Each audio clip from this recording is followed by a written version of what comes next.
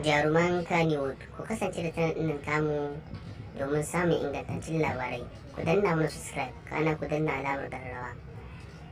A yau mun kawo muku labari ne game da Safara'u da Fuffutu, domin abin da suke yi ma ya dace a ce ya wuce hankali.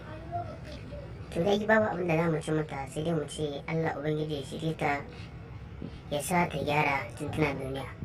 Idan kuma ba ta ba ta ce wadda yin abin da take so, domin fa a gaskiya Safara'u tana yin abin da bai dace ma da shari'a ba. Tana yin shigar banza, tana yin rawa wanda ba tarbiyyar ya mace bane ba a ce tana yin waɗannan abubuwa. Kuma aka fa wai take da tunanin cewa wai nan gaba za ta samu miji na gari wanda zai kula mata da 'ya'yanta. Ita yanzu wannan abun ba abun kunya bane ba a ce ga ta yi aure ga shi kuma 'ya'yanta suna kallon abin da take aikatawa a da. Ai wannan ina tunanin abun kunya ne, ya wuce ma ka ce masa abun kunya. Amma da Allah ka dubi da ta kama Fuffutu ta haɗa jikinta da nasa, suka yi hoto, sannan kuma suke rawai a kan hanya da abubuwan ma da ba ma su dace ba. A tunaninta hakan shi ne mafitarta?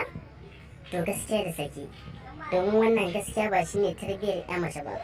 Tarbiyyar 'ya mace da aka sani an fi sanin ta ne da kunya da nutsuwa, maza ma tsoron su take ji. Amma ka dubi da Safara'u take.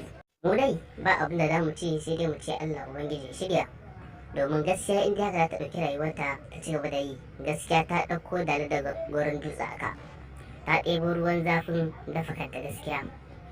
Domin samun sababbin shirye-shiryenmu da zarar kun ɗora, ku danna mana subscribe, kana ku danna alamar ƙararrawa. Kada ku manta, sa'annan kuma ku yi mana share.